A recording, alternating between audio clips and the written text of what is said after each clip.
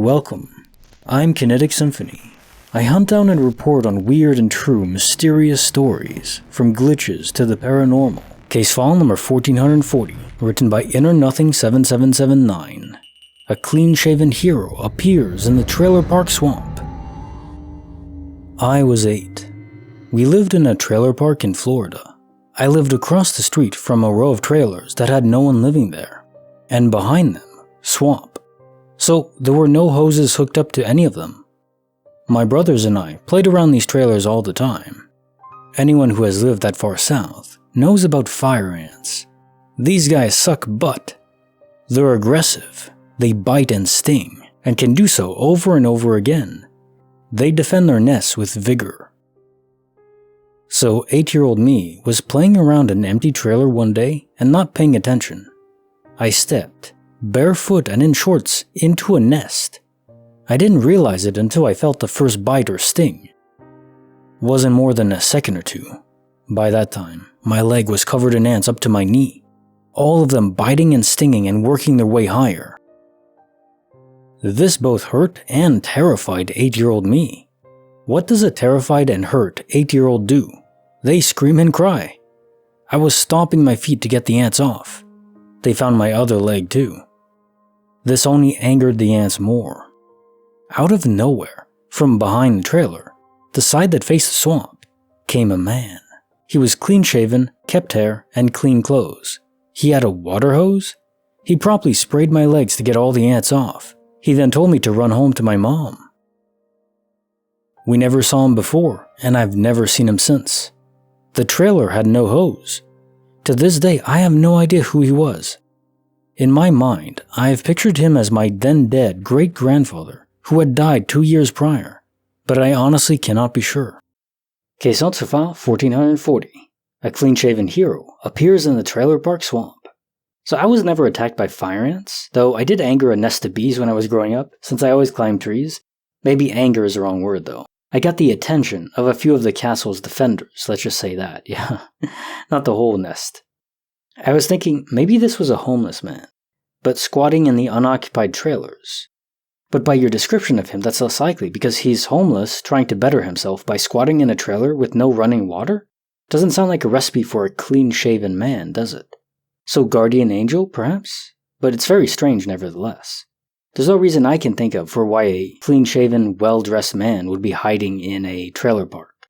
Case file number 1441, written by BandicootSVK. How do you know a dream from real life? I once went to sleep and woke up a few hours later.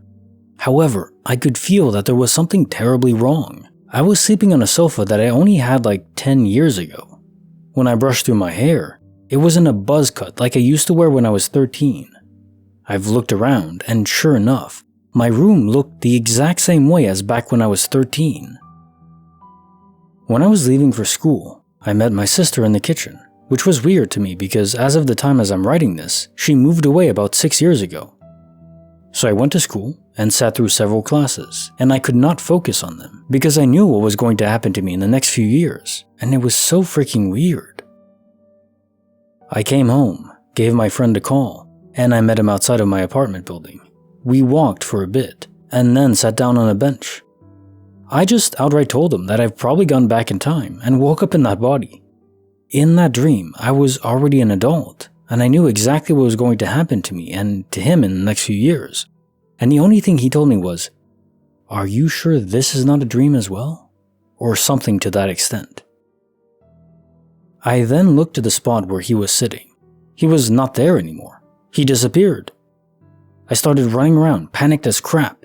There was no one on the streets, no cars driving around, just parked cars.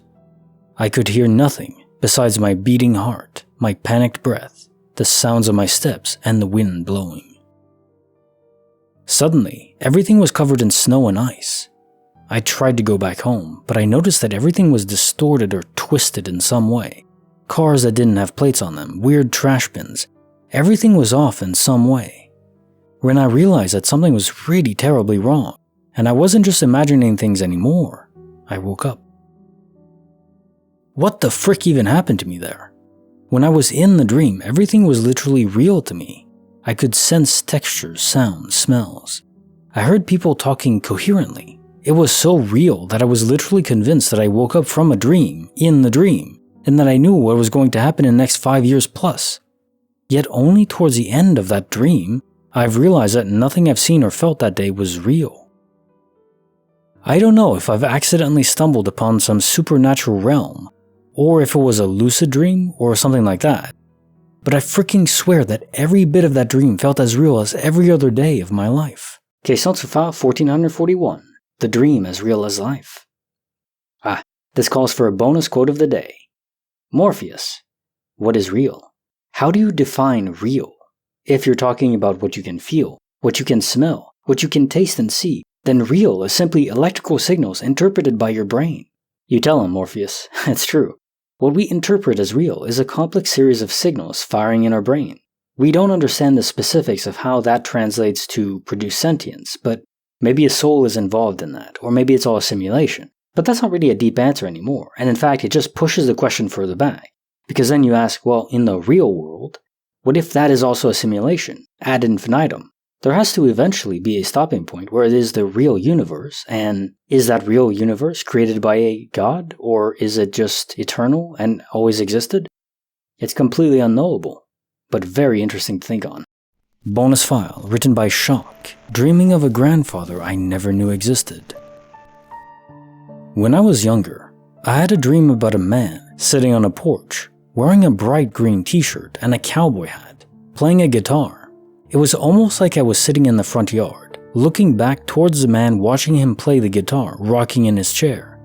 The screen door opened slowly, and a small girl with beautiful black curly hair stepped out, wearing a white and blue checkered dress. She walked directly towards me, and seemingly vanished in front of my eyes. As soon as that happened, the man stopped playing the guitar and stood up, waving in my direction. I woke up and didn't think much of it. I couldn't have been more than 7 years old at the time. A few days later, my family went to visit my great aunt. As I was doing kid things, running through the house, I noticed a photo. The photograph was of the exact man sitting in a rocking chair on a porch, a guitar leaned against the wall beside him, and a little girl sitting on his lap. It definitely shocked me and confused me, but obviously none of my family members believed I had a dream like that before. I later found out that the man was my grandmother's father, and the girl was her older sister, who passed away at 10 in a horrible farming accident. When I found all of that out, it made the hair on the back of my neck stand up. At the time of dreaming this, I had never seen the picture or any other pictures of the man, nor did I know that my grandmother had any other siblings that I didn't already know. I'm still unsure how my brain had any clue of this, or if it even did.